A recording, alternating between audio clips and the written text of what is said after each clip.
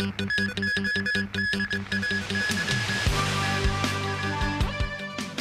and Iran may be edging closer to signing a peace deal. Security heights in France as world leaders head set to arrive for G7 summit. An astronaut like Tiangong could soon be meeting with Hong Kongers via video call.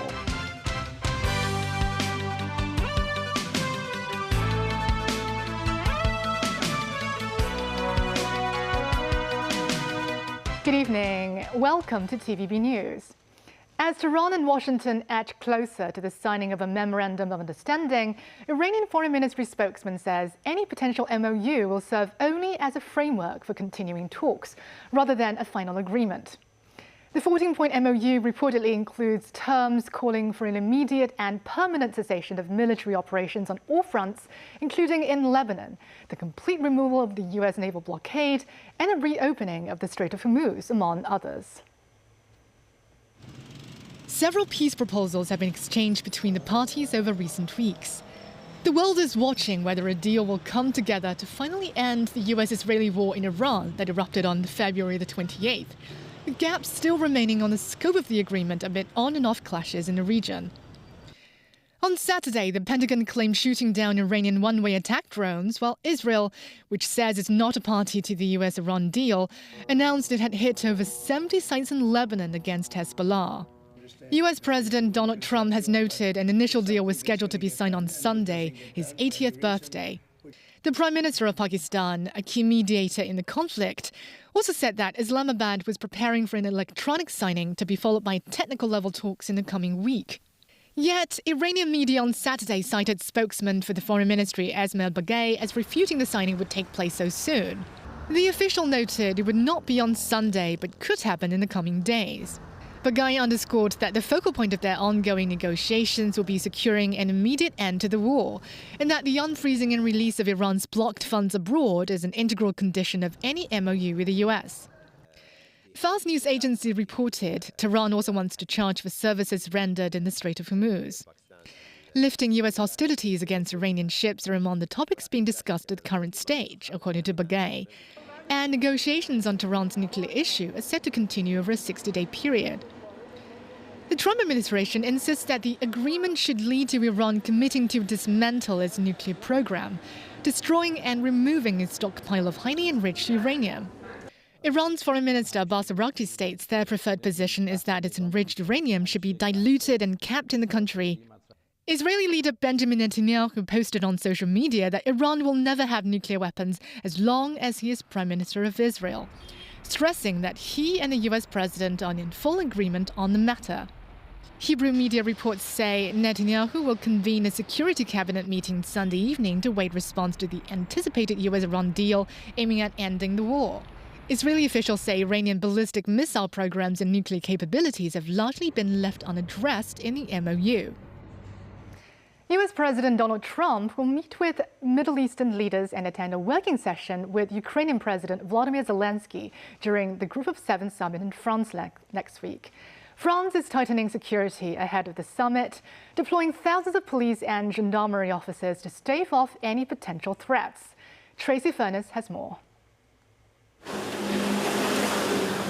A French National Gendarmerie patrol boat speeds across Lake Geneva near to the Evian Resort's Hotel Royal. Security is tight ahead of the G7 summit, with focus on air, land and sea. To fight against the counter-US threat, we are bringing light systems and heavy systems. The heavy systems are made of sensors that will detect all kinds of drones. It's part of radars, optics, radio frequency system. Like this, we can detect every type of drones. And then for the neutralization, for mitigation, we have different type of systems, like jammers, for example. French and Swiss authorities are set to impose a week of pandemic-like border restrictions, while US President Donald Trump and other leaders attend the G7 summit, which starts Monday. But if they did not do that, organisers fear potential violent protests. The last time in 2003, it was really a mess in Geneva. They broke lots of shops and everything. That's why. But I think the G7, it's absurd, you know. It's I don't know why they do that at Evian-les-Bains. They can have a meeting on a secret base or somewhere they don't get some trouble or interrupting people who works and stuff like that. And yeah, I'm pretty agree with the demonstration tomorrow because things have to change.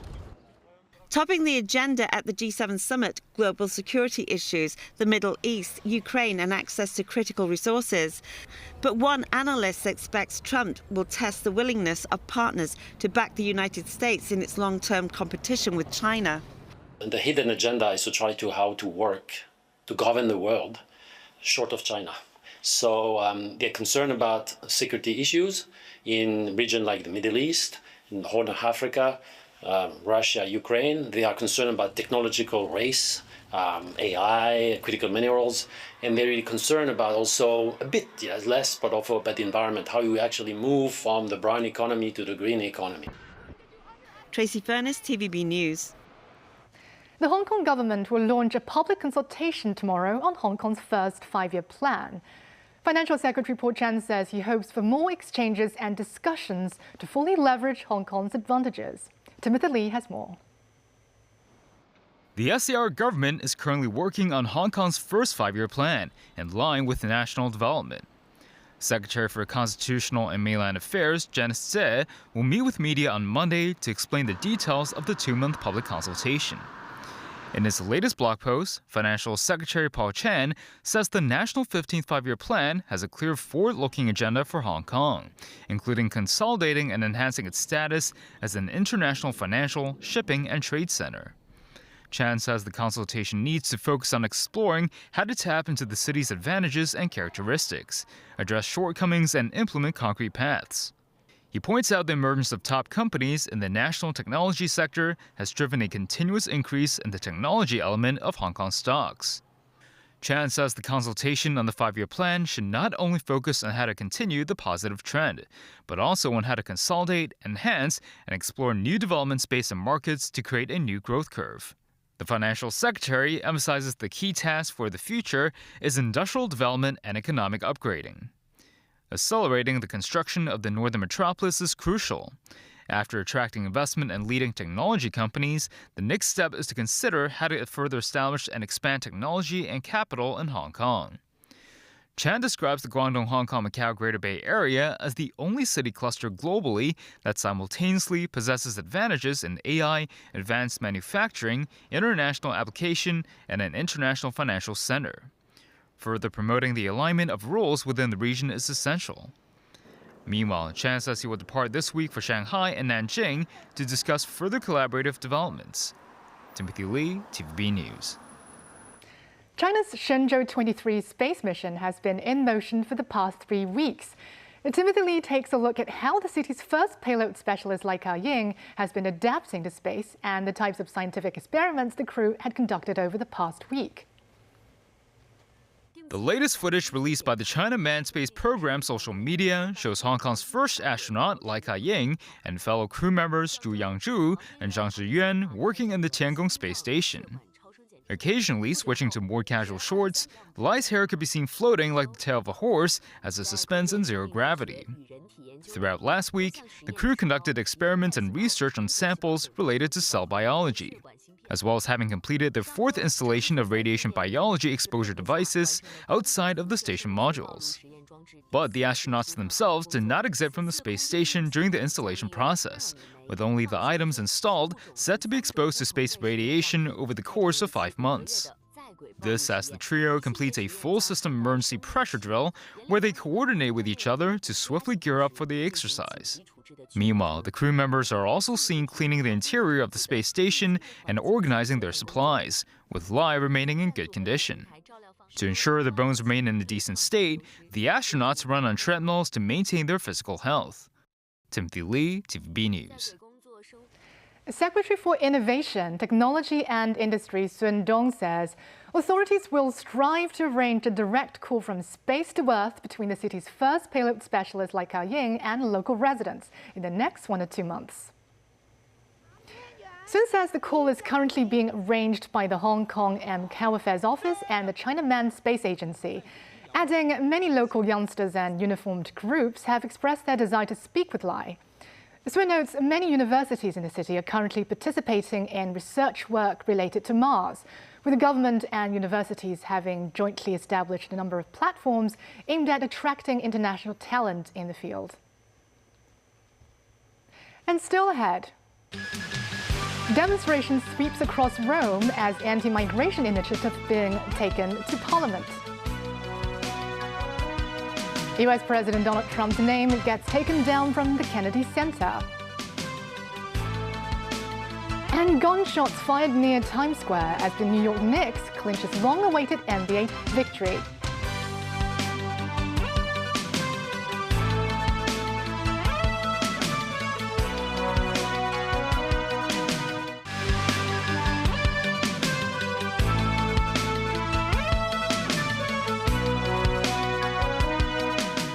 Welcome back.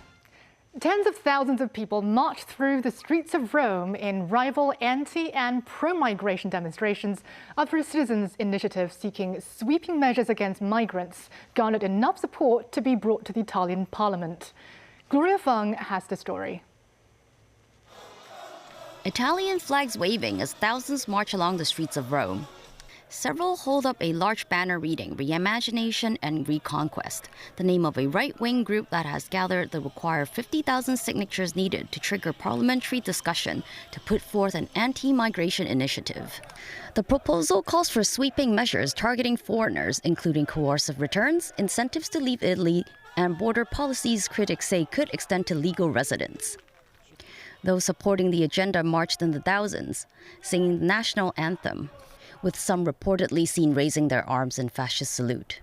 This anti-migration supporter says people no longer feel safe, and his support for the movement is to bring the state's attention to the need for a policy to implement a genuine repatriation of people who shouldn't be in Italy because they are criminals who don't pay taxes and are a burden on the system. In another part of the Italian capital, a rival pro-migration demonstration also drew a significant turnout of various left-wing groups and trade unions, with some yelling profanities against remigration and others waving Palestinian flags. The other march is a true symbol of the racism deeply rooted in our country. It is absurd that Italy, a country of people who have always gone abroad in search of a better life, now rejects people fleeing dire conditions, this migrant supporter says. Thousands of police were deployed to ensure the two rival groups remain apart. Critics, including opposition parties and legal experts, argue the proposal would violate constitutional and international anti-discrimination principles by targeting people based on ethnic background, including neutralized citizens and their descendants. The controversy comes even as the government pursues a parallel policy of expanding legal migration, having approved a multi-year plan to admit hundreds of thousands of non-EU workers to address labor shortages in key economic sectors. Gloria Fung, TVB News. Voters in Switzerland are casting final ballots Sunday on an initiative championed by the top right-wing party to cap the rich Alpine country's population at 10 million.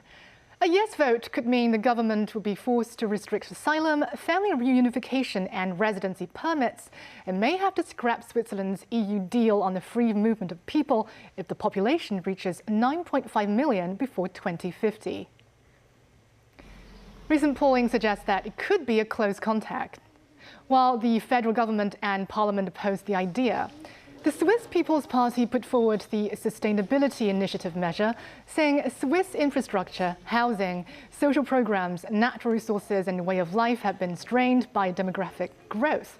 The party has the most seats in parliament, has been fostering anti-migration sentiment over the years, notably about an influx of workers from the neighboring European Union.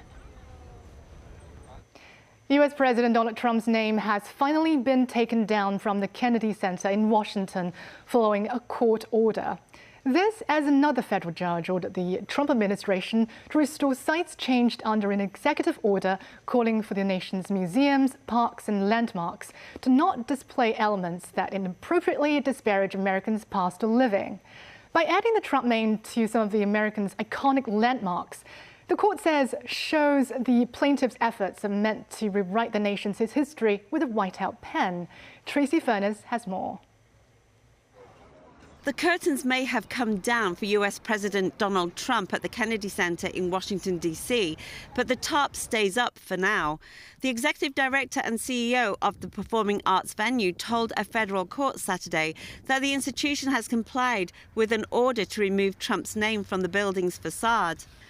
But for onlookers who gathered on the plaza in front of the center over the past day, hoping to witness a dramatic moment symbolizing the limits of Trump's power, it was virtually impossible to see whether the signage was gone. You can't really tell, but the president's name has been on that building for much of the past year, and it was taken down in the middle of the night.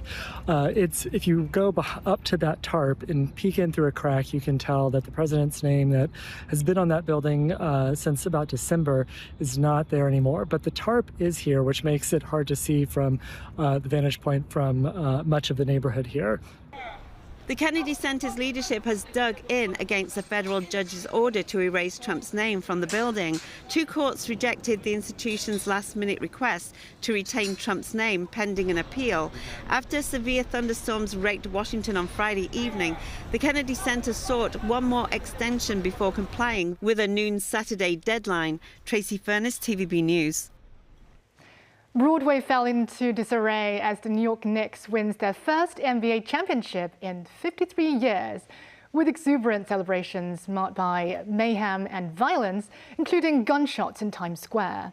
As many as 7 gunshots were heard fired around the area as the Knicks owner James Dolan urges fans to stay calm.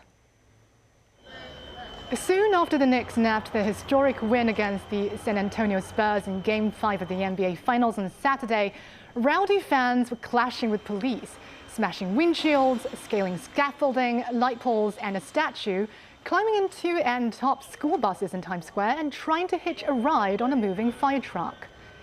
Later, one of the buses was engulfed in flames. Police say gunshots were fired near 42nd Street and Broadway and that multiple arrests had been made. No one has been reported injured.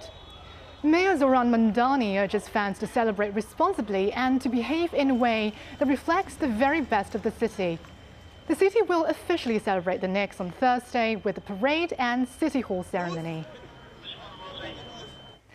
The latest national security subsidiary legislation gives the chief executive powers to certify criminal cases as national security related.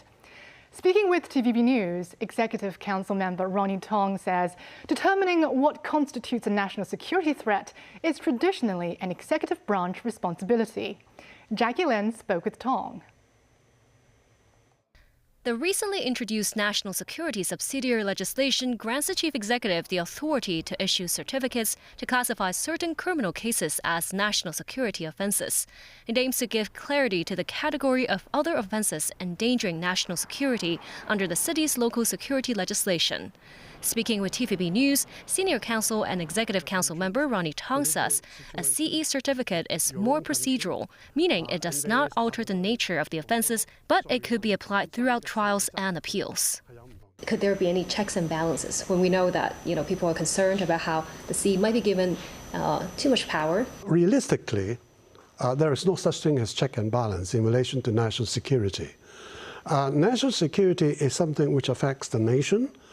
It is not a legal question, it's a political question, because very often when you try to assess whether something is a threat to national security, it involves a lot of very difficult issues like intelligence,